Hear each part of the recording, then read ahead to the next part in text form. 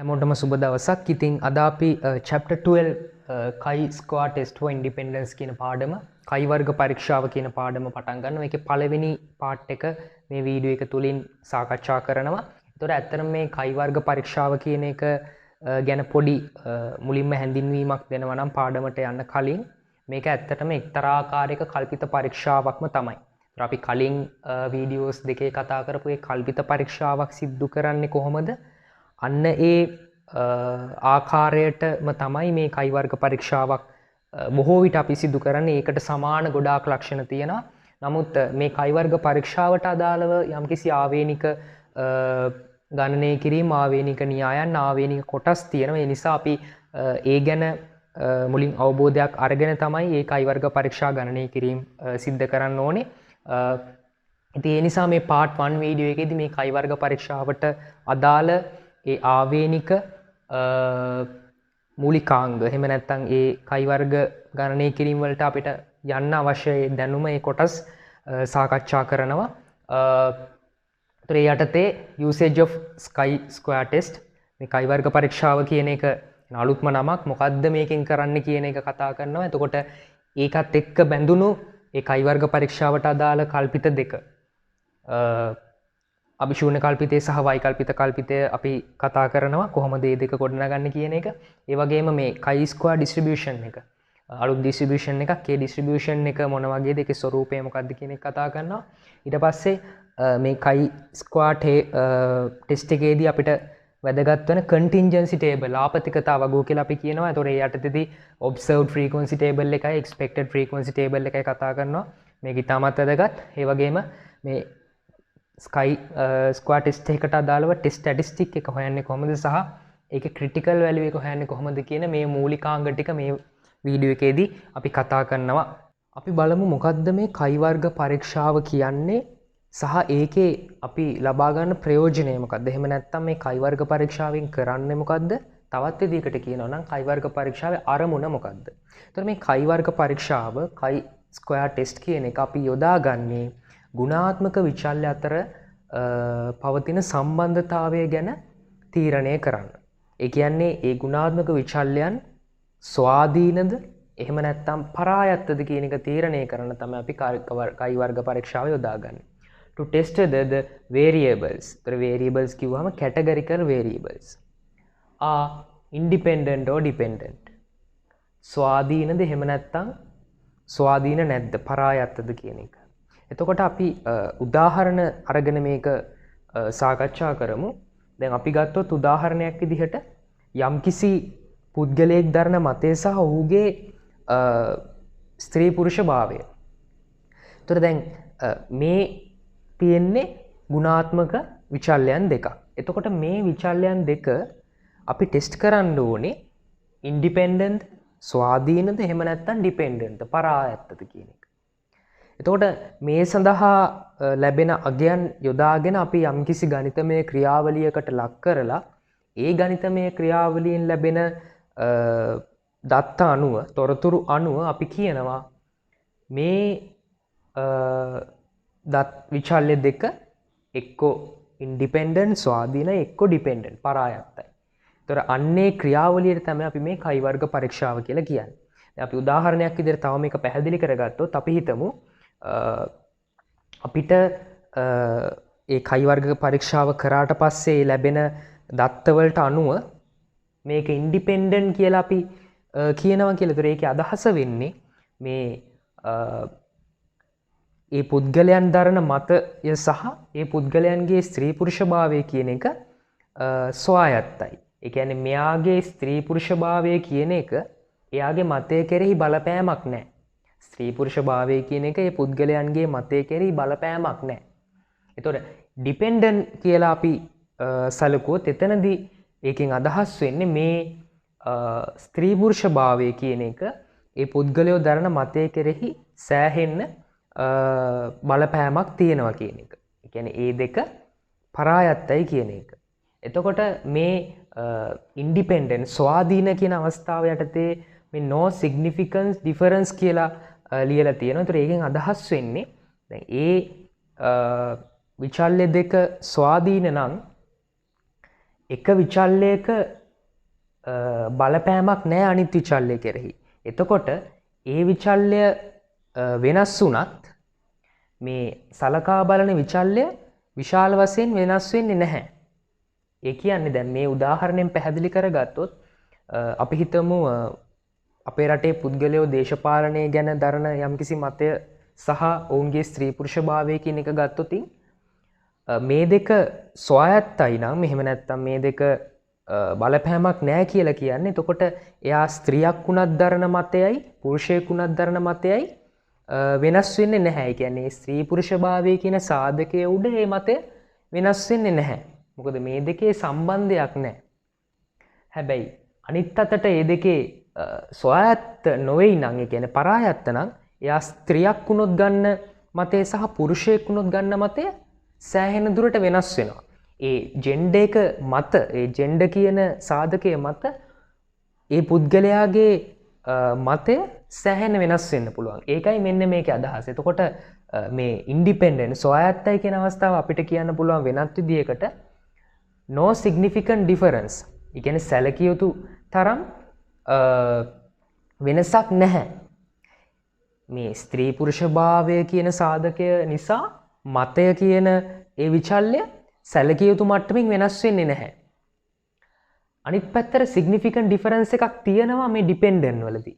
ඒ කියන්නේ ස්ත්‍රී පුරුෂ භාවය කියන එක මත ඔපිනියන් එක සෑහෙන දුරට වෙනස් වෙනවා. ස්ත්‍රියක් වුණොත් දෙන ඔපිනියන් එක එකක්, පුරුෂයෙක් වුණොත් දෙන ඔපිනියන් එක එකක්. මේ ජෙන්ඩර් කියන සාධකය මත ඒ ඔපිනියන් එක significantly different වෙනවා.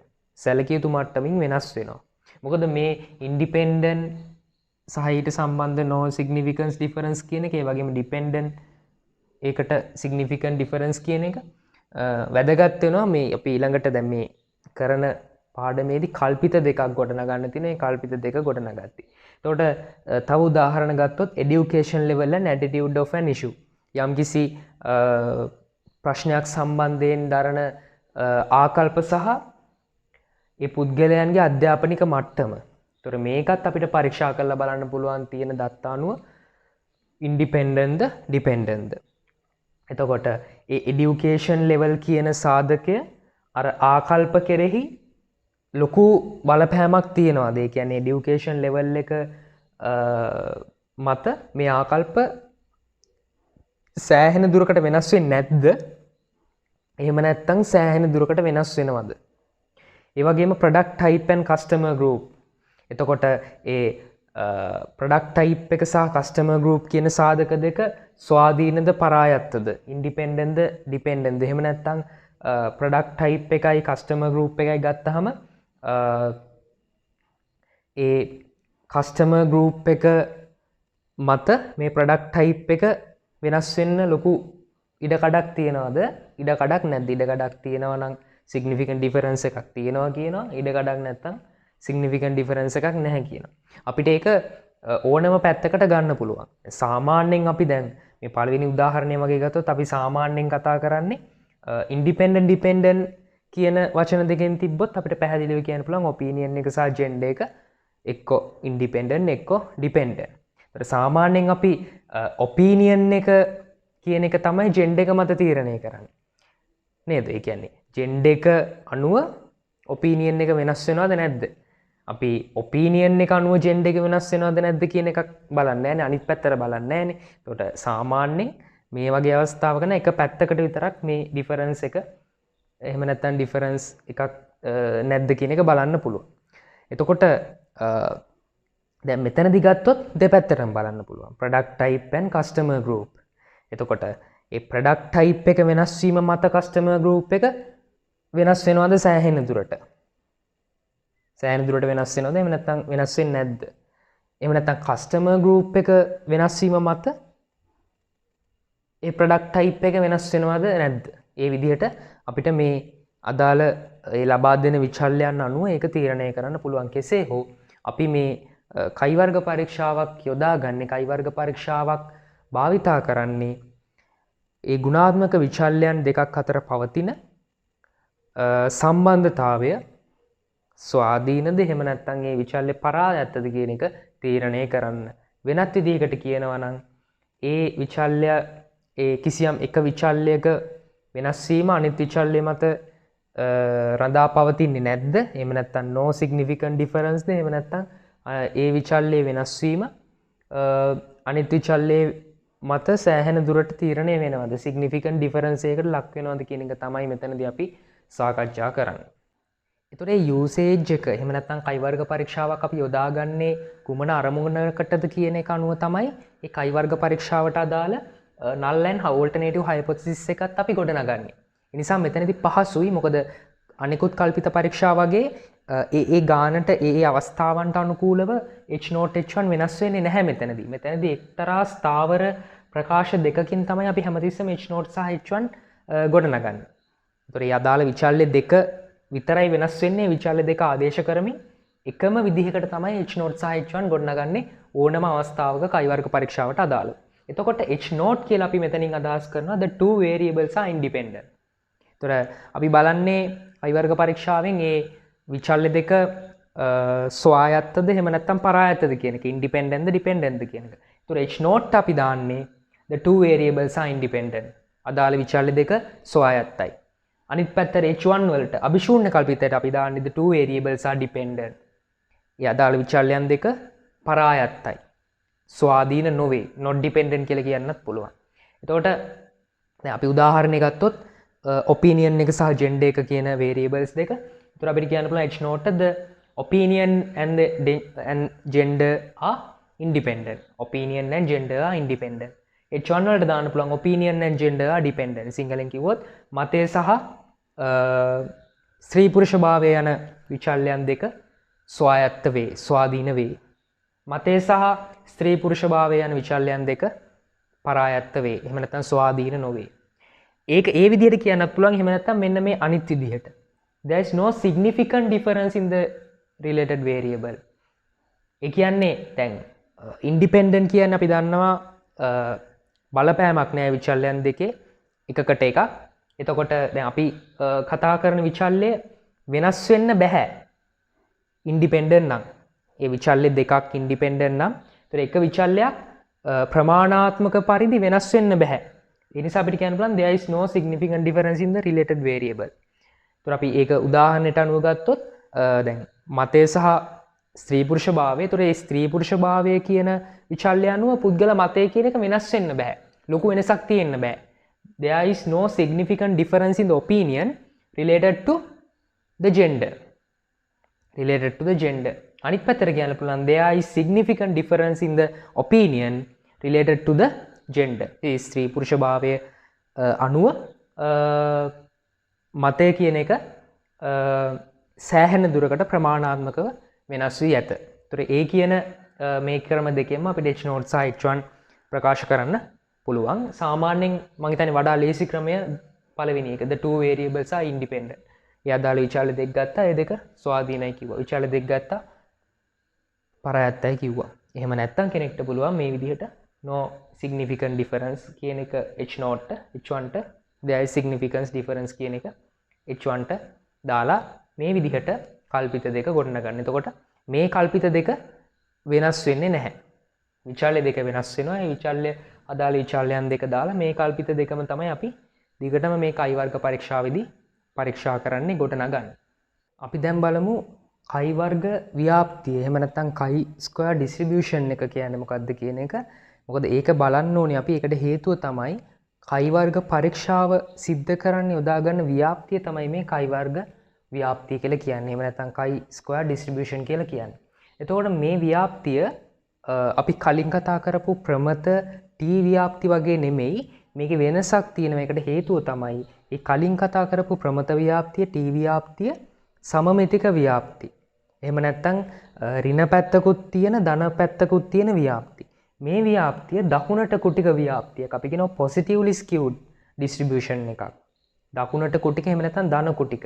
ඒතර මේක පටන් ගන්න බිඳුවෙන්. බිඳුවේ ඉඳලා තමයි මේක දකුණු අත පැත්තට ගමන් කරන්නේ. ඒතර මේකේ තියෙන්නේ මේ තිරස් අක්ෂයේ තියෙන්නේ ධනාගයන්. ඍණාගයන් නෑ. මොකද පටන් ගන්න බිඳුවෙන්. පටන් ගන්න බිඳුවෙන්. එතකොට මේ කයි වර්ග ව්‍යාප්තියට අදාළව මේක ධන කුටික ව්‍යාප්තියක් නිසා, ඒක වර්ග ව්‍යාප්තියක් නිසා අනිවාර්යෙන්ම අපි දැන් මේ කයි වර්ග පරීක්ෂාව සිදු කරගෙන යද්දී ඒ පියවරයන්ට යද්දී මේක වඩා පැහැදිලි වෙයි. අවදි පෙදෙස එහෙම නැත්නම් රිජෙක්ෂන් ඒරියා එක ප්‍රතික්ෂේපිත ප්‍රදේශ තියෙන්නේ මේ දකුණු පැත්තට වෙන්න දකුණු වල්ගේ. මොකද මේකේ කොහොමත් වම් වල්ගයක් නෑ. එතකොට ඇල්ෆා කියන එක තියෙන්නේ දකුණු පැත්තට වෙන්න ඒ දකුණු වල්ගේ. එතකොට එතනින් මෙහාට තියෙන්නේ පිළිගැනුම් ප්‍රදේශය non rejection area එක. එතකොට මේ chi square distribution එකේ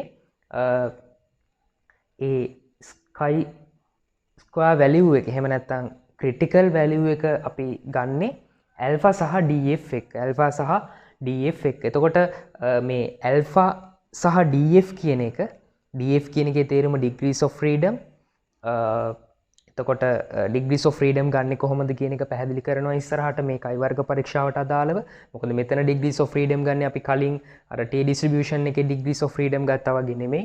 ඊට හාත්පසින්ම වෙනස්. degrees of freedom සහ alpha ගේ එහෙම නැත්නම් level of significance value එක අවදි අගයත් එක්ක තමයි මේ t distribution එකට අදාළව critical value එක කියන අපි ඒක ගන්නෙ. එතකොට සරලව මතක තියාගත්තොත් chi square distribution කියන එක ධන කුටික ව්‍යාප්තියක් දකුණු පැත්තට වෙන්න අවදි අගය තියෙනවා positively skewed කියලා අපි කියනවා ඉංග්‍රීසියෙන්. ඒතර මේකේ alpha සහ df භාවිතා කරලා තමයි ඊ අදාළ chi වර්ග අගයන් එහෙම නැත්නම් ඒ අවදි අගයන් අපි ගණනය කරන්නේ. තව කතා කරන්න තියෙන ප්‍රධාන සංකල්පයක් තමයි contingency table කියන එක. අපි සිංහලෙන් කියනවා ආපතිකතා වගුව. එතකොට මේ ආපතිකතා වගුවක් කියන්නේ විචල්යන් දෙකකට අදාළ අගයන් වගුවක් ආශ්‍රයෙන් ඉදිරිපත් කිරීමේදී එවැනි වගුවකට අපි කියනවා ආපතිකතා වගුවක් contingency table එකක් කියලා. අපි මුල් පාඩම් වලත් අර දත්ත ඉදිරිපත් කිරීම යටතේ මේ contingency table කියන එක එහෙම නැත්නම් ආපතිකතා වගුව කියන එක කතා කරා. එතකොට මේ ආපතිකතා වගුවක හරස් අතට එක විචල්‍යයක් තියෙනවා. මේ පල්ලෙහාට තව විචල්‍යයක් තියෙනවා. එතකොට මේ ආපතිකතා වගුව සමන්විත වෙන්නේ rows and columns වලින්. අපි කියනවා පේලි සහ තීරු එක්ක. එතකොට වගුවේ හරස් අතට තියෙන ඒවට අපි කියනවා rows පේලි. මේ පල්ලෙහාට සිරස් අතර තියෙන ඒවට අපි කියනවා තීරු කියලා. තීරු කියලා. එතකොට මේ දෙක පටල ගන්න එපා. මොකද rows කියන එක සහ columns කියන එක නිවැරදිව වෙනස්ව හඳුනා ගන්න ඕනේ. rows කියන්නේ හැමතිස්සෙම තිරස් අතර තියෙන ඒවා. තිරස් අතර. ඒක අමතක වෙනවා නම් ඔළුවේ තියාගන්න පුළුවන්. අපි පන්තියක පේලි තියෙන්නේ. පන්තියක පේලි මෙහෙම උඩ අතර නෑනේ හරස් අතරනේ තියෙන්නේ. right. එතකොට ඒ වගේ හරස් අතර තියෙන ඒවා පේලි rows අපි R කියලා කියනවා. ඒ වගේම පල්ලෙහාට තියෙන ඒවා සිරස් අතර තියෙන ඒවා columns. එතකොට දැන් අපි මේ ටේබල් එක ගත්තාම මේකේ ජෙන්ඩර් එක තියෙනවා ඔපිනියන් එක තියෙනවා. එතකොට මෙන්න මේ 42යි කියන එක අපි විස්තර කරොත් ඒ කියන්නේ මේ ඉන්න 42 ඔපිනියන් එක ෆේවර් වෙච්ච මේල්ස්ලා. මෙතන ඉන්නේ ඔපිනියන් එක ෆේවර් ෆීමේල්ස්. ඒ විදිහට මේ හැම අගයකටම තේරුමක් තියෙනවා. ඒ වගේම මේ contingency table එක අපි බොහෝ වෙලාවට total එකත් එක්ක තමයි දෙන්නේ. total එකත් එක්ක දීලා තිබෙන්නේ නැතත් අපිට පුළුවන් වෙන්න ඕනේ total එක හදාගන්න. ඒතර ඒ total එක මේ හැම තීරුවකම අන්තිමට total එක දාන්න ඕනේ. ඒ වගේම හැම පේලියකම අන්තිමට total එක දාන්න ඕනේ. එතකොට දැන් මේ favor කියන තීරුවේ total එක 72යි. එකකින් අදහස් වෙන්නේ 72ක් මේකට favor. එතකොට against කියන තීරුවේ total එක 42යි. එකකින් අදහස් වෙන්නේ 42ක් against. male කියන පේලියේ තීරුවේ total එක 60යි. එකකින් අදහස් වෙන්නේ පිරිමෑ 60ක් ඉන්නවා. females 54යි. ඒ විදිහට හැම තීරුවකම සහ පේලියකම total එක අපි මේකට ඇතුළත් කරනවා. එතකොට මේ මෙන්න මෙතනින් එනවා සමස්ත total එක. ඒ කියන්නේ මේ පල්ලෙහාට තියෙන total ටික එකතු කරාම ලැබෙන අගයත් එකම අගයක්. මේ හරහට තියෙන total අගයන් ටික එකතු කරාම ලැබෙන අගයත් එකම අගයක්. ඒ අගය තමයි සමස්ත total එක. ඇත්තටම මෙතනදී ඒක අපි සිම්පල් n කියලා හඳුන්වනවා හේතුව මේ කයි වර්ග පරීක්ෂාවට අදාළව කී දෙනෙක් ගන්නවද කියන එක. එහෙම නැත්නම් නියැදිය කොච්චරක්ද කියන එක තමයි අතර මේකෙන් අදහස් වෙන්නේ. එතකොට අපි දැනගන්න ඕනේ මේ ඒ අදාළ සෙල්ස් මේ එක සෙල්ස් විස්තර කරන්න. දැන් මේ තියෙන්නේ මම මේ පොඩි ලියලා තියෙන්නේ R1C1. R1C1 කියන එකෙන් අදහස් වෙන්නේ දැන් මේ සෙල් එකේ නම. ඒ කියන්නේ පළවෙනි රෝ එකට මේ තියෙන පළවෙනි රෝ එක. පළවෙනි රෝ එක ටයිති මේක ඒ වගේම පළවෙනි කොලම් එකට අයිති. R1C1. ඊළඟ මේක ගත්තොත් R1C1 පළවෙනි පේලියම තමයි පළවෙනි රෝ එකම තමයි. නමුත් දෙවෙනි කොලම් එක. ඊට පස්සේ දෙවෙනි පේලිය දෙවෙනි රෝ එක පළවෙනි කොලම් එක. පළවෙනි තීරුව R2C1. R2C2 පළවෙනි දෙවෙනි පේලිය දෙවෙනි තීරුව. එතකොට දැන් මේ නම් කරන විදිහ එක විදිහක් තියෙන්නේ. ඒ කියන්නේ අපිට හැමතිස්සෙම මුලින්ම ලියන්නේ R. ඒ කියන්නේ පේලියේ මේ හරහට තියෙන පේලියන්ගේ තමයි මුලින් ලියන්නේ. රෝ එකේ නම් එක තමයි මුලින් ලියන්නේ. ඊට පස්සේ තමයි කොලම් එක ලියන්නේ. ඒක සම්මතයක්. ඒක හොඳට මතක තියාගන්න. ඒක වැදගත් වෙනවා. එතකොට C1R1 කියලා ලියන්න බෑ. එතකොට මෙතන C2R1 කියලා ලියන්නත් බෑ. ඒ නිසා මුලින්ම අපි ලියන්නේ පේලියේ අදාළ අංකය. ඒ වගේම මේ ටෝටල් තීරු ටෝටල් පේලි අපි නම් කරන්නේ නැහැ. ඒ කියන්නේ ඇත්තටම ඒ අදාළ දත්ත තියෙන්නේ මේ මැද ටිකේ විතරයි. ටෝටල් එක කියන්නේ දත්තවල එකතුව. ඒ දෙක වෙනම පේලියක් සහ තීරුවක් විදියට එන එකක්. මිසක් ඒක අපි දැන් මෙතනට ගිහිල්ලා අපි ලියන්නේ R1C3 කියලා. ටෝටල් එක වෙනම පෙන්වන්න ඕන එකක්. ඒ වගේම අපි මේ contingency table හඳුන්වනවා ඒ අදාළ තීරු ගාන සහ ඒ අදාළ පේලි ගාන සහ තීරු ගානත් එක්ක. මේ පේලි ගාන කියන එක simple m වලින් හඳුන්වන්නත් පුළුවන් rows කියන එක. ඒ වගේම columns කියන එක simple n වලින් හඳුන්වන්නත් පුළුවන්. එහෙම දුන්නොත් m වැඩි කිරීම n. ඒ කියන්නේ දැන් මේක ගත්තොත් මේක 2 multiply by 2 2 by 2. කියන්නේ තීරු දෙකයි පේලි දෙකයි. ඒකේ අදහස ඒකයි. ඒතර කවුරු හරි ලිව්වොත් 3 by 2 table එකක් කියලා ඒකේ අදහස වෙන්නේ හැමතිස්සෙම මුලින් ලියන්නේ rows ඊට පස්සේ columns. ඒකේ rows 3ක් තියෙනවා columns 2ක් තියෙනවා. හරහට 3යි පහළට 2යි. මේ දෙන්නේ හැබැයි අර කලින් කිව්වාගේ total තීරු දෙක නැතුව. මේ total තීරු දෙක මේ අපි පස්සේ මේකට ඇඩ් කරගන්න දෙයක් අපේ ගණන් හදන්න. මිසක් total තීරු දෙක නැතුව තමයි මේ rows ගාන සහ columns ගාන දෙන්නේ. right. ඒතර මේ අපි කියන observed frequency table. ඒ කියන්නේ අපිට ලැබෙන දත්ත අපි ලබා ගන්න දත්ත අපි නිරීක්ෂණය කරන දත්ත තමයි මේ අදාළ විචල්යන් වලට අනුව බෙදලා දාලා තියෙන්නේ. ඒතර මෙතන තියෙන්නේ සම්පූර්ණම දත්ත ප්‍රමාණය. ඒතර මේ හරහට එකතු කරත් පල්ලෙහාට එකතු කරත් එතන උත්තරේ එකම උත්තරයක් වෙන්න ඕනේ. right. ඔන්න දැන් අපි යනවා ඊළඟ එකට. දැන් මේ රෝමාංක 1නේ. ඊළඟ එක අපි කියනවා expected frequency table. expected frequency table අපි කියනවා අපේක්ෂිත සංඛ්‍යාත වගුව. expected frequency. right. මොකද්ද මේ expected frequency table කියලා කියන්නේ? දැන් අපි මේ observed frequency table එකේ මේ අදාළ cells වලට දාලා තියෙන්නේ අපි නිරීක්ෂණය කරන දත්ත. එහෙම නැත්නම් අපිට ලැබෙන දත්ත. expected frequency table එකේදී මේ ඇතුළට එන අගයන් වෙනස් වෙනවා. මේ විචල්්‍ය ඔක්කොම ඒ නම් එහෙමමයි. වෙනස් වෙන්නේ මේ අදාළ ඇතුළට එන අගයන් විතරයි. හොඳට මතක තියාගන්න total තීරු වල අගයන් වෙනස් වෙන්නේ නැහැ. එතකොට ඒකෙන් අපිට තේරුම් ගන්න පුළුවන් වෙන දෙයක් තමයි මේ දැන් අපි ඉස්සරහට ගණනය කරනවා මේ ඇතුළට එන අගයන්. ඒ අගයන්ගේ ඒ එකතුන් වෙනස් වෙන්නේ නැහැ. මෙතන තියෙන අගයන් දෙක එකතුව 72ම තමයි. ඒ අගයන් වෙනස් වෙන්නේ නැහැ. එකතුන් වෙනස් වෙන්නේ නැහැ. ඇතුළට දාන ඒ සෙල් වලට අදාළ දත්ත තමයි වෙනස් වෙන්නේ. right. එතකොට අපි කොහොමද මේ සෙල්ස් වලට අදාළ දත්ත හොයාගන්නේ? ඒකට අපි සූත්‍රයක් භාවිතා කරනවා. ඒකට අපි සූත්‍රයක් භාවිතා කරනවා. ඒ සූත්‍රය තමයි EI සමානයි RI වැඩි කිරීම CI බෙදීම N. RI වැඩි කිරීම මෙතනට අපි CJ කියලා දාගමු.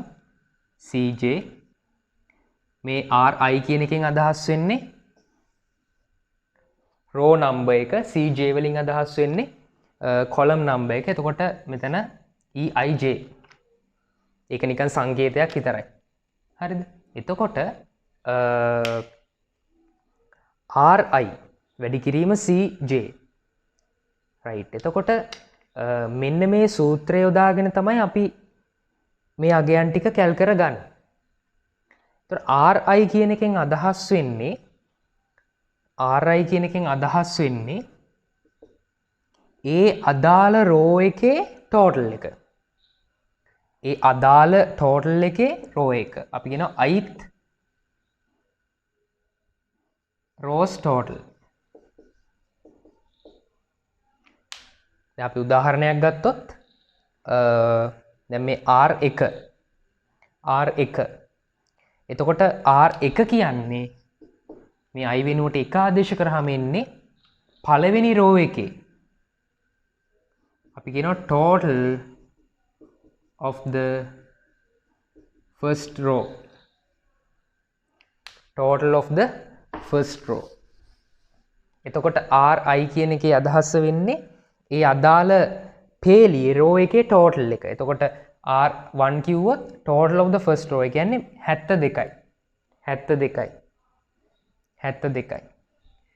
ඊට පස්සේ CJ කියන්නේ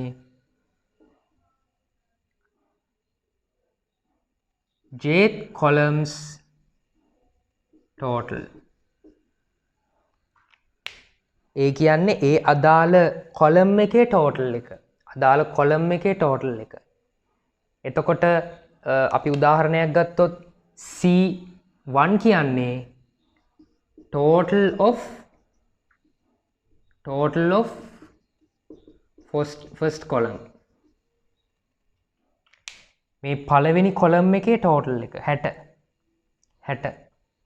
එතකොට මෙන්න මේ සූත්‍රය හොඳට මතක තියාගන්න. EIJ සමානයි RI වැඩි කිරීම CJ බෙදීම N. ඒකේ RI කියන්නේ ඒ අදාළ රෝ එකෙන් පේලි එකතුව. රෝ එක පළවෙනි රෝ එක නම් ඒක එකතුව 72. රෝ එක දෙවෙනි රෝ එක නම් ඒක එකතුව 42. CJ කියන්නේ ඒ අදාළ තීරුවේ කොලම් එකේ එකතුව. කොලම් එක C1 නම් පළවෙනි කොලම් එක නම් ඒක එකතුව 60යි. කොලම් එක දෙවෙනි කොලම් එක නම් මේක එකතුව 54යි. යට n කියන්නේ මේ තියෙන සමස්ත දත්ත ගණන. එහෙම නැත්නම් මේ සමස්ත එකතුව මේ ෆුල් ටෝටල් එක තමයි යට n කියන්නේ. එතකොට EJ කියන එකෙන් EIJ කියන එකෙන් අපි අදහස් කරන්නේ ඒ expected value එක. ඒ සෙල් වලට අදාළ expected value එක. එතකොට මේ සූත්‍රය යොදාගෙන අපි මේ හැම සෙල් එකටම අදාළ අගයන් ගන්නවා. right. එතකොට අපි කොහොමද මෙතනට එන අගේ ගන්නෙ?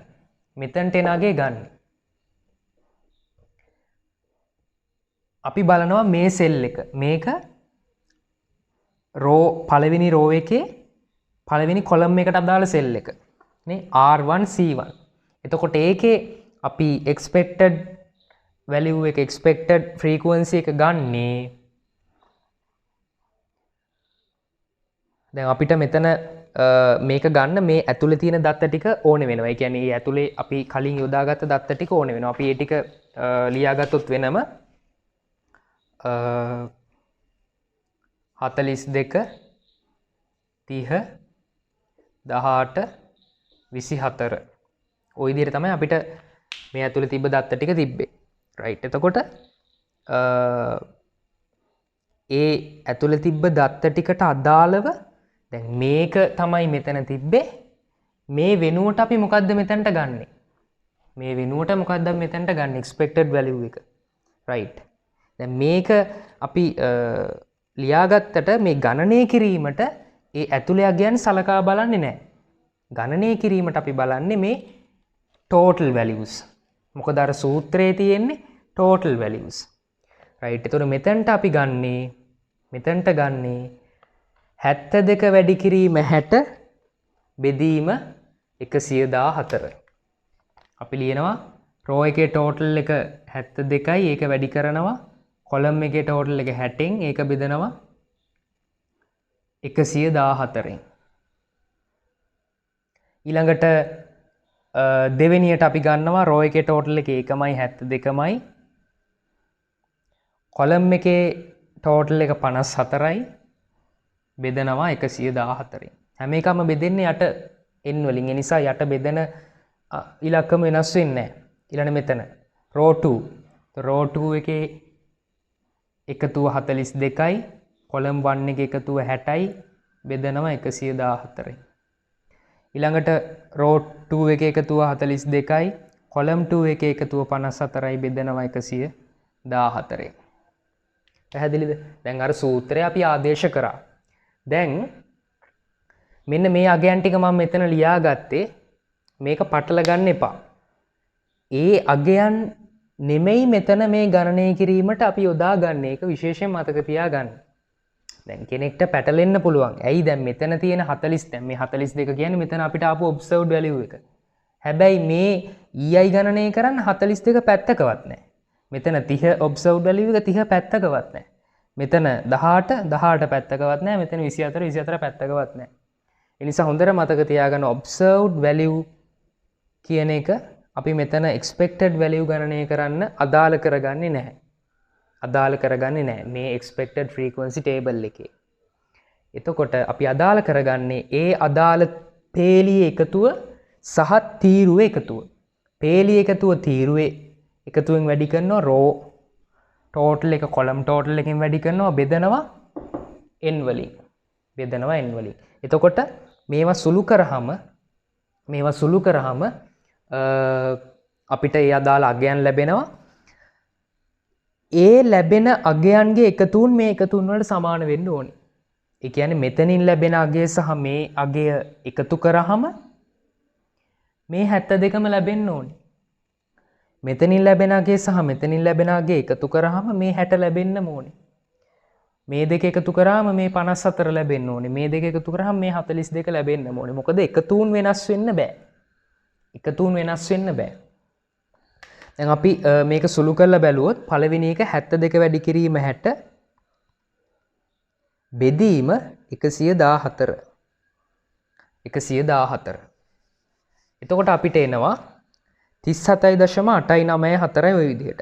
අපි මේක සාමාන්‍යයෙන් දශම ස්ථාන දෙකකට වගේ වටේ ගමු. එතකොට අපිට උත්තරයක් ලැබෙනවා 37.89ක්. 37.89.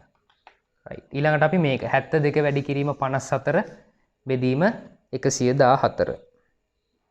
72 වැඩි කිරීම 57 බෙදීම 114.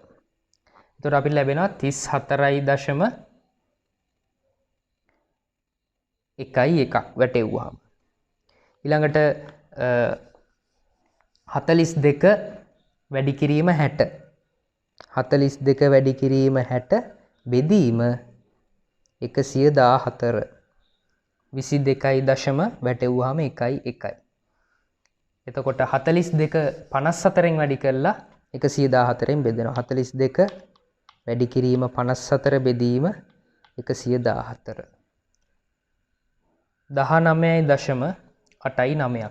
දැන් මේ දෙක එකතු කරාම මේක එන්න ඕනේ. අපි බලමු 37.89 ධන 34.11 72යි. ඒ වගේම අපි මේ පල්ලෙහාටත් මේක අරන් බලමු. 37.89 ධන 22.11 60යි. එතකොට මේ එකතුන් ඒ අගයන්ම එන්න ඕනේ. සමහර අවස්ථාවලදී දැන් අපි මේ දශම අපිට කියන්නේ හරියටම දශම සංඛ්‍යා එන්නේ නැහැ. ගොඩාක් අඩු දශම සංඛ්‍යා වෙනකන් යනවා. අපි වටේලානේ ගන්න. එතකොට සමහර වෙලාවල් වලදී ඒ වටේීම නිසා ඒ දෙක එකතු කරාට මීට ටිකක් වෙනස් වෙන අගයක් එන්න පුළුවන්. එවැනි අවස්ථාවලදී ඒ වට යද්දී මේ අගයට සමාන අගයක් එන විදිහට වට යන්න. දැන් අපි හිතමු උදාහරණයක් විදිහට මෙතන අපිට ආව 34.1.9 කියලා. දැන් හැබැයි අපි මේක හරියටම වැටෙව්වොත් වට යන්න වෙන්නේ එතකොට 34.1.2ට. හැබැයි එහෙම කරොත් මෙතන ඊට වඩා වැඩි අගයක් එන්නේ. කියන්නේ 9යි 2යි 11යි. ඒතකොට 72 ගාණක් එනවා. ඒ නිසා අපිට ඒක ඇඩ්ජස්ට් කරගන්න පුළුවන්. එහෙනම් මෙතන 34.1 තියෙනවා. ඒ විදිහට. ඒකේ ලොකු බලපෑමක් නැහැ. කෙසේ හෝ අර එකතුන් නොවෙනස්ව තියාගන්න ඕන නිසා මේ ගණනය කිරීමේදී ඒ දශම ස්ථාන ගැන සැලකිලිමත් වෙන්න හරහට සහ පල්ලෙහාට කියන දෙකම. එතකොට මේ දෙකේ එකතුව ඒ තියෙන අගයන්ගේ එකතුව මේ තියෙන එකතුන් වලට සමාන වෙන්න ඕනේ. එතකොට මෙන්න මේ සූත්‍රයට ආදේශ කළා තමයි අපි මේ අගයන් ගත්තේ. මේ අගයන් ගත්තේ. එතකොට දැන් මේක ගණනය කිරීම වලදී ඉස්සරහට දැන් සෙල්ස් අපි හිතමු මෙතන නම් 4යි සෙල්ස් 4යි තියෙන. නමුත් සෙල්ස් 6ක් 8ක් වගේ එන ගාණක් තියෙද්දි මේක හැම කියන්නේ සූත්‍රය ලියලා හැම එකක්ම ආදේශ කර 72 වැඩි කිරීම 60 බෙදීම 114 ඔය විදිහට හැම එකක්ම ආදේශ කර ඉන්න අමාරු. ඒ නිසා පේපර් එකේ අපි ගාණ හදද්දි එකක් හදන විදිහ මෙහෙම පෙන්වන්න. දැන් මෙතනදී මෙන්න මේ සෙල් එක. අපි මේ සෙල් එකේ නම ලියුවොත් E1 පළවෙනි රෝ එක පළවෙනි කොලම් එක. ඒතර ඒකයාගේ අපි ගන්න මෙහෙමයි. ඒතර ඒකයාගේ අපිට එනවා 37.89. එහෙම කියලා ලියලා කැල් එකෙන් අපිට මේ අගයන් ගන්න පුළුවන්. මේ අගයන් ගන්න පුළුවන්. කියන්නේ මේ මැද මේ හදන විදිහ ලියලා ඉන්න ඕනෙත් නෑ.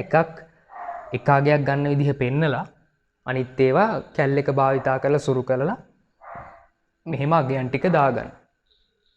මොකද ඒක කාලය අඩු කරගන්න අපිට භාවිතා කරන්න පුළුවන්. එතකොට expected frequency table එකේ ඇතුළත් වෙන්නේ මෙන්න මේ expected values. එතකොට මෙතන observed value එක අපිට ලැබුණේ 42යි. නමුත් expected value එක 37.89යි. ඊළඟ තැන 30 වෙනුවට 34.11. ඊට පස්සේ 18 වෙනුවට 22.11. ඊට පස්සේ 24 වෙනුවට 19.89. ඒ වගේම මේ values හදන තැන ඉඳන්ම මතක තියාගන්න මෙන්න මේ පිළිවෙලට යන්නේ. ඒ කියන්නේ තීරුවක් ඉවර කරන්න හැමතිස්සෙම. මේක ඊට පස්සේ මේක. පළවෙනි තීරුව ඉවරයි. ඊට පස්සේ දෙවෙනි තීරුවට යන්න නැතුව පේලියෙන් පේලිය යන්න එපා. එහෙම කියන්නේ හේතුවක් ඇතුව. ඒ කියන්නේ හැමතිස්සෙම මේ තීරුවෙන් තීරුව ඉවර කරගෙන යන්න. පිළිවෙල 1 2 3 4. ඒතොර අපි හිතමු තීරු 4ක් තිබ්බොත් පළවෙනි තීරුව ඉවර කරා, දෙවෙනි තීරුව ඉවර කරා, තුන්වෙනි තීරුව, හතරවෙනි තීරුව ඒ විදිහට තීරු නෙමෙයි පේලි. හරහට තියෙනවා පේලිනේ. පේලි රෝ වයිස් යන්න. එක රෝ එකක් ඉවර කරනවා, තව රෝ එකක් ඉවර කරනවා. ඒ විදිහට මේ අතට 1 2 3. ඒතර මෙතනින් පටන් ගත්තාම මේක 1 මේක 2 මේක 3 මේක 4. මෙහෙම යන්න එපා. 1 2 3 4 යන්න එපා. 1 2 3 4 යන්න එපා. මේ විදිහටම යන්න 1 2 3 4. හරි. ඒතකොට මේ විදිහට තමයි අපි expected frequency table එක ගොඩනගන්නේ. එතකොට ඒක ගොඩනගන්නේ totals. මේ totals අනුව. අපි දැන් බලමු කොහොමද මේ කයි වර්ග පරීක්ෂාවට අදාළ ටෙස්ට් ස්ටැටිස්ටික් එක පරීක්ෂා සංඛ්‍යාතය ගණනය කරන්න කියලා. එතකොට මේ පරීක්ෂා සංඛ්‍යාතය ගණනය කරන්න අපිට මෙන්න මේ සූත්‍රය යොදා ගන්න පුළුවන්. එතකොට OI ඍණ EI ඒකේ සම්පූර්ණ වර්ගය බෙදීම EI ඒ සමස්තයේ එකතුව. එතකොට මෙතන OI කියලා කියන්නේ මොකද්ද? OI කියලා කියන්නේ නිරීක්ෂිත අගයන්. නිරීක්ෂිත අගයන්. කියන්නේ අපි අර observed frequency table එකෙන් ගන්න අගයන්. එතකොට EI කියන්නේ මොකද්ද? එහෙම නැත්නම් EI, EIJ කියලාත් අපි හඳුන්වන්න පුළුවන්. අපි ගණනය කරපු අපේක්ෂිත අගයන් expected frequencies. expected frequency table එකෙන් අපි ගණනය කරන අපේක්ෂිත අගයන්.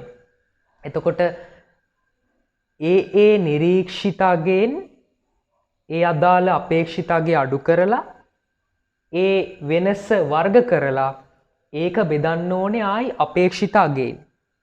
එතකොට ඒ සෙට් එකේම එකතුව තමයි මෙතනදී අපි කයි වර්ග පරීක්ෂාවට අදාළව ඒ පරීක්ෂා සංඛ්‍යාතය කියන එක විදිහට ගණනය කරන්න අපි ඒක හඳුන්වන්නේ මෙහෙම. මෙන්න මේක ඉසෙඩ් නෙමෙයි අපි මේක මෙන්න මේ විදිහට තමයි ලියන්නේ. මේකට තමයි අපි කියන්නේ කයි වර්ගය කියලා. අපි ඒක සංකේතාත්මකව ලියන්නේ එහෙමයි. කයි වර්ගය. එතකොට කයි වර්ග කැල් ඒ කියන්නේ පරීක්ෂා සංඛ්‍යාතය කියන එක. අර ඉසෙඩ් කැල් ටී කැල් වගේ. එතකොට කයි වර්ග කැල්. එතකොට කොහොමද බලමු මේ සූත්‍රය යොදාගෙන අපි මේ පරීක්ෂා සංඛ්‍යාතය ගණනය කරන්නේ. මම මෙතනට අරගෙන තියෙනවා අපි කලින් අර යොදාගත් උදාහරණ ගානේ observed values ටික. මේ ඒ වගුවම තමයි මම සම්පූර්ණ වගුවම ගැහුවේ නැහැ. ඒ අදාළ අගයන් තියෙන cells ටික විතරයි ගත්තේ. cells 4ක් තිබ්බා. R1 C1 R1 C2 ඒ විදිහට අපි ඊට පස්සේ expected table එකෙන් ඒ expected values ටිකක් ගත්තා. එතනත් ඒ cells ටිකට අදාළ අගයන් ටික තියෙනවා. දැන් අපි බලමු කොහොමද මේ සූත්‍රය යොදාගෙන මේ අගේ ගණනය කරන්න. ඒකට අපිට වඩා පහසු වෙන්න පොඩි ටේබල් එකක් විදිහට මේ අගයන් ටික අපිට යොදා ගන්න පුළුවන්. එතකොට අපි OI දැනගන්න ඕනේ, EI දැනගන්න ඕනේ. ඒතර OI සහ EI දන්නවා. ඒතර OI ගෙන් EI අඩු කරලා එන අගය වර්ග කරලා ඒක බෙදනවා නැවත EI ගෙන්. ඒක බෙදනවා නැවත EI ගෙන්. එතකොට කෙනෙක්ට ඕනනම් පුළුවන් OI EI ඊට පස්සේ OI ඍණ EI කියලා වෙනම තීරුවක් දාගෙන ඊට පස්සේ OI ඍණ EI කියලා EI ගේ වර්ගය කියලා තව තීරුවක් දාගෙන ඒ විදිහට තීරු කිහිපයක් දාගන්නත් පුළුවන්. නමුත් මේ තීරු තුනක් යොදාගෙන අපිට ලේසියෙම මේක කරන්න පුළුවන්. මොකද කැල් එක භාවිතා කරලා අපිට සුළු කරන්න පුළුවන්. ඒ නිසා වැඩි ගොඩම පහසුයි. ඒ නිසා එක තීරුවක් ගත්තාම ඇති. එතකොට මෙන්න මේ තීරු එකතුව තමයි අපි මේ සූත්‍රයේ විදිහට ගන්න. මොකද මේ සිග්මා අයින් කරාම තියෙන මේ ටිකනේ. මේ තියෙන ඒ ටික. ඒ ටිකේ එකතුව තමයි සිග්මා කියන්නේ. රයිට්. එතකොට දැන් අපි බලමු කොහොමද මේ අගයන් ටික මේ වගුවට දාගන්නේ. මේ වගුවට දාගන්න අපි මේක වගුවක් විදිහට නිර්මාණය කරගත්තොත්. රයිට්. OI. OI කියන්නේ observed values. අපිට ලැබෙන දත්ත. එතකොට මම කලින් කිව්වා මතකද හැමතිස්සෙම තීරුවෙන් තීරුවට යන්න. එක තීරුවක් ඉවර කරනවා ඊළඟ තීරුව පටන් ගන්නවා. අන්න ඒක මෙතනදී තමයි වැදගත් වෙන්නේ. මොකද මෙතනට අපි මේ values ගද්දී දැන් මෙතන මේ එක දිගට පල්ලෙහාට තමයි values දාගන්නේ. නැතුව මෙතනත් මේ විදිහට cells විදිහට නෙමෙයිනේ ලියන්නේ. එතකොට OI අගයන් ගද්දී අපි මුලින්ම ගන්නෙ මොකද්ද? 42. ඒ කියන්නේ පළවෙනි තීරුවේ පළවෙනි පේලියේ පළවෙනි තීරුවට අදාළ value එක. අපි බලන්නේ පේලි විදිහට තමයි අපි කලින් මං කිව්වේ ගන්න කියලා. එක පේලියක් ඉවර කරනවා ඊළඟ පේලියට යන්න. තීරුවක් නෙමෙයි මගේ අතින් මම දැන් තීරුවක් කියලා කියවෙන්නේ නැති. එක පේලියක් ඉවර කරලා ඊළඟ පේලියට යන්න. එක රෝ එකක් ඉවර කරලා ඊළඟ රෝ එකට යන්න.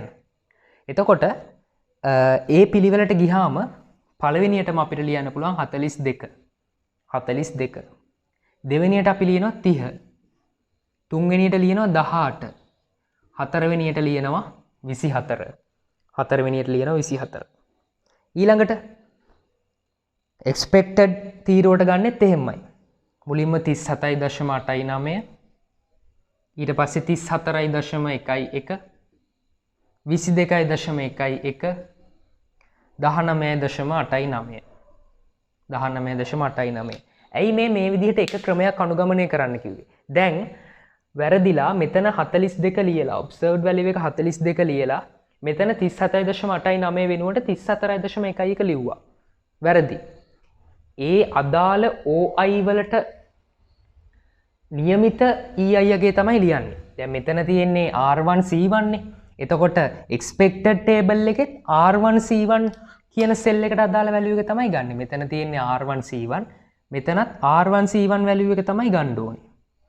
අන්න ඒක නිසා තමයි කිව්වේ එක පැත්තකට යන්න. එතකොට මේක යන්නෙත් එකම විදිහකට expected table එක යන්නෙත් එකම විදිහකට. එතකොට පැටලෙන්නේ නැහැ. මේකේ මුලින් ගත් එක තමයි ඒතොර මේකෙන් මුලින්ම ගන්නේ. අර එකම පැත්තකට යන නිසා එකම විදිහකට යන නිසා මේ පල්ලෙහාට ලියද්දිත් හරියටම ඒ OIට අදාළ EI අගේ තමයි ඉස්සරහට ලියවෙන්නේ. කියන්නේ අපිට ඒක එතකොට පහසුවෙන් ඒ අදාළ අගයන් ලියා ගන්න පුළුවන්. මේක මේ මේ අනිවාර්යයෙන්ම කරන්න ඕන දෙයක් විදිහට නෙමෙයි ගාන හදන්න අනිවාර්යයෙන්ම කරන්න ඕන දෙයක් විදිහට නෙමෙයි නමුත් මේ ක්‍රමය කරගෙන යන්න මොකද එතකොට වැරදෙන්න තියෙන ඉඩකඩ ගොඩක් අඩුයි වැරදෙන්න තියෙන ඉඩකඩ ගොඩක් අඩුයි රයිට් එතකොට OI EI ලියාගත්තා දැන් මොකද අපි කරන්නේ දැන් කැල් එක යොදාගෙන අපි මොකද කරන්නේ OI ගෙන් EI අඩු කරනවා අපිට මේක පුළුවන් වරහණක් කරලා 42 රින වරහණක් කැරියා 42 අඩු කිරීම 37.89 වරහණ වැව්වා ඒක වර්ග කරා OI රින EI වර්ගය ඊළඟට බෙදීම ගහලා 37.89න් බෙදනවා 37.89න් බෙදනවා එහෙන් බෙදුවාම අපිට උත්තරේ එනවා 0.4 ඔය විදිහට දශම ස්ථාන ගොඩකට එනවා අපි මේක සාමාන්‍යයෙන් දශම ස්ථාන 3කට වටේමු දශම ස්ථාන 3කට රයිට් එතකොට ඊළඟ එක ගත්තොත් වරහණක් කැරියා 30 රින 34.11 වරහණ වැව්වා වර්ග ලකුණ එතකොට දෙකේ ඒක වර්ග කරනවා දෙකෙන් බෙදනවා අයි 34.11 එතකොට අපිට එනවා 0.49යි ආසන්න වශයෙන් 4.9යි 5ක් ඊට පස්සේ ආයි වරහණක් කැරියා 18 රින 22.11 වරහණ වැහුවා කාකපාදයේ ලකුණ ඊට පස්සේ 2 බෙදීම 22.11 එතකොට අපිට ලැබෙනවා 0.7යි 6යි 4ක් අවසාන වශයෙන් 24 රින 19.89 වර්ග කරනවා බෙදනවා 19.89 එතකොට අපිට එනවා 0.849ක් දැන් මෙන්න මේක එකතුව තමයි අපි ගන්න ඕනේ මේක එකතුව මොකද මේක එකතුවෙන් අදහස් වෙන්නේ මොකද්ද සිග්මා OI EI මේ සම්පූර්ණ එකේ වර්ගය යට EI මෙන්න මේකේ මේට අදාළ ඒ විවිධ අගයන් මේ ඒ සෙල්ස් වලට අදාළ අගයන් ඒ ටික එකතුව තමයි සිග්මා කියන්නේ. එහෙනම් මේකේ සිග්මා මේ අගයන් ටික අපි එකතු කරොත් ඒ එකතුවෙන් එන්නේ කයි වර්ග කැල්. එහෙම නැත්නම් මේ කයි වර්ග පරීක්ෂාවට අදාළ පරීක්ෂණ සංඛ්‍යාතිය. මොකද මේ පරීක්ෂණ සංඛ්‍යාතිය තමයි අපිට ඕනේ වෙන්නේ ඉස්සරහට ගානේ පරීක්ෂණය සිදු කරන්න අවධියාගයත් එක්ක. එතකොට අපිට මේක සුළු කරාම උත්තරේ විදියට ලැබෙනවා 2.554ක්. එතකොට මේ උදාහරණයට අනුව 2.554ක් තමයි අපේ පරීක්ෂණ සංඛ්‍යාතිය. එතකොට මේ විදිහට තමයි ගණනය කරන්නේ. මම ඒක සරලවයි සමරයිස් කරොත්. එතකොට මෙන්න මේ සූත්‍රය තමයි යොදාගන්නේ. OI ඍණ EI ඒකේ වර්ගයේ බෙදීම EI මේ සම්පූර්ණ එකේ සිග්මා. එතකොට අපි දැන් අපි ළඟ ටේබල්ස් දෙකක් තියෙනවානේ. මුලින්ම අපිට නිරීක්ෂණය කරලා ලැබෙන දත්ත වලින් සම්බන්ධිත ටේබල් එක. ඒතර ගානකදී නම් බොහෝ වෙලාවට ඒක ගානේ දෙනවා. ගානේ දුන්නේ නැත්නම් ඒ දෙන තොරතුරු වලින් ඒ ටේබල් එක අපි ගොඩනගා ගන්න ඕනේ. ඒ වගේම සමහර අවස්ථාවලදී ටේබල් එකේ ඒ කියන්නේ ටෝටල් එක නැතුව ටේබල් එක දෙනවා. ඒ අවස්ථාවේදී අපි ටෝටල් එක ඒ පේපර් එකේම හරි අපිට වෙලාව අඩු කරගන්න පුළුවන් පේපර් එකේම ඒ වගේ ටෝටල්ස් තීරු දෙක දාලා ඒ සමස්ත ටෝටල් එකක් දාලා ටෝටල් ටික හදාගන්න.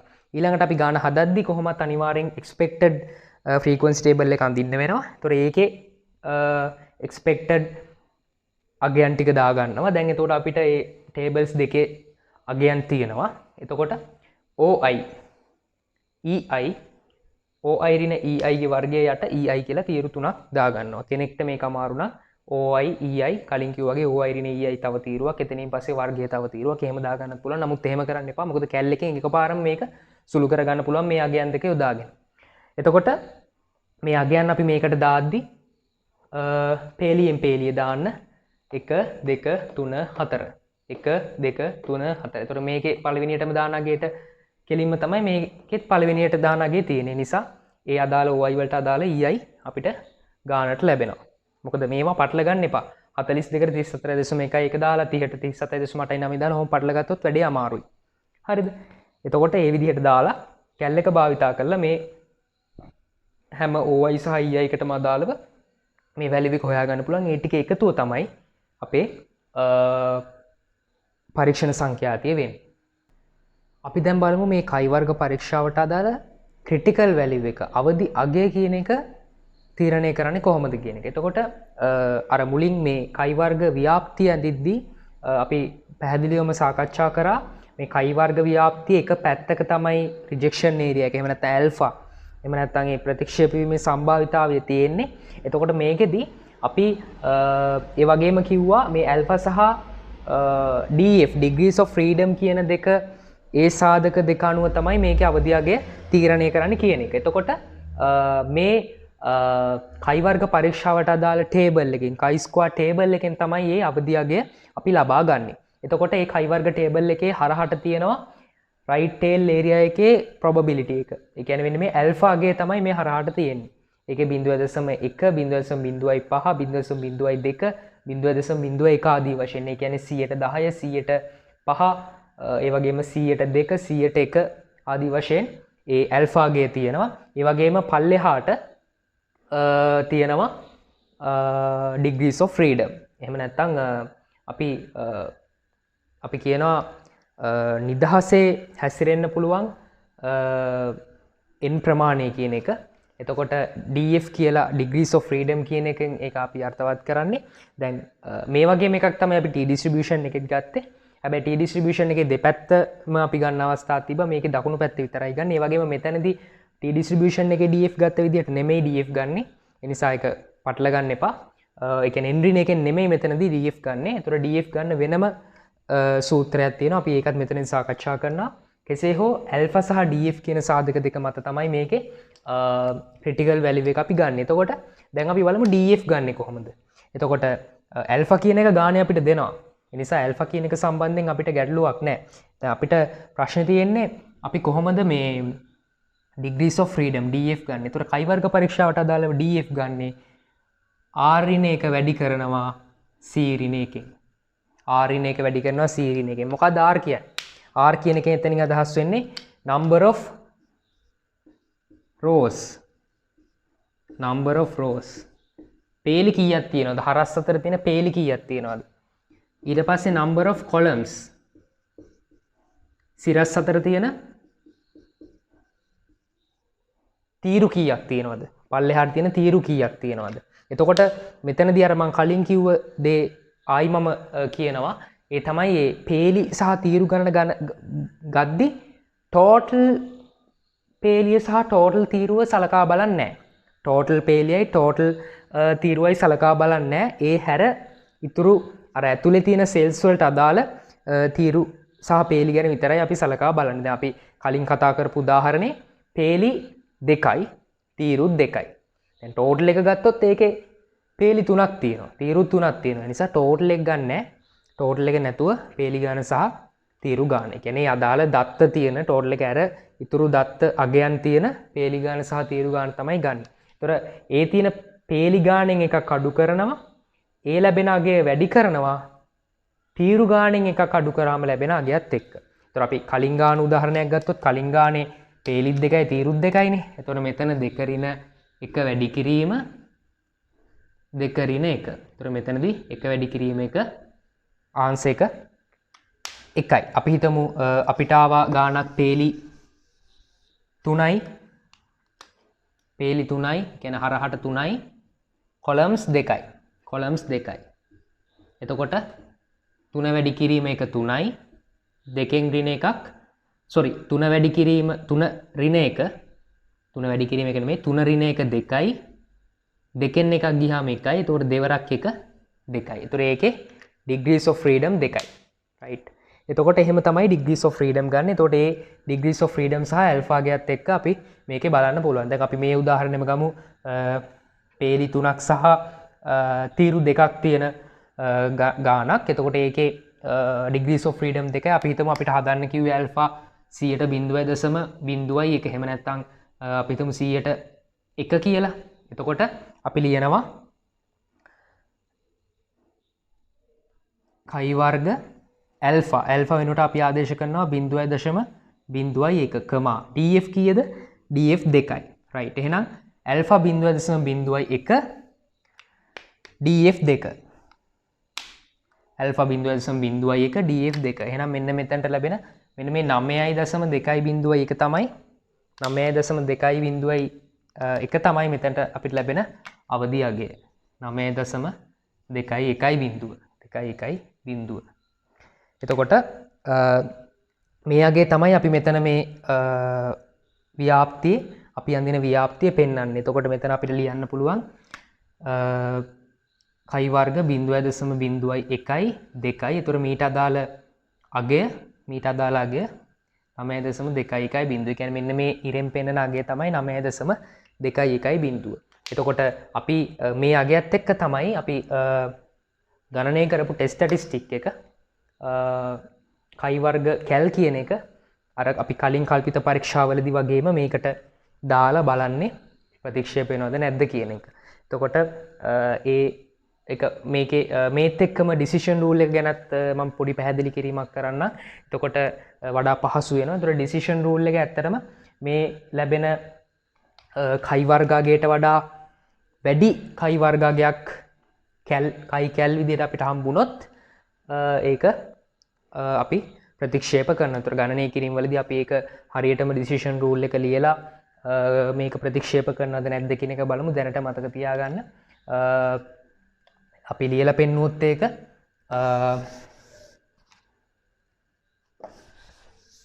අපිට ලැබෙන කැල් කරපු කයි වර්ග අගේ වැඩි වුණොත් කයි ඇල්ෆා සහ df විදිහට අපි ලැබෙන අවදි අගයට වඩා අපි h0 රිජෙක්ට් කරනවා. මොකද එතකොට ඒක එන්නේ අවදි ප්‍රදේශයට.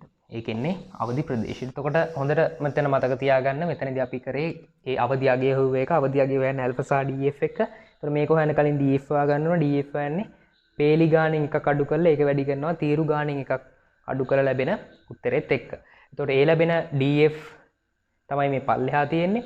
ගානේ දෙන ඇල්ෆා අගය තමයි හරහට තියෙන්නේ. එතකොට ඒ ඇල්ෆා සහ df ට අදාළව අපිට ඒ අවදි අගය වගුවෙන් බලලා ගන්න පුළුවන්.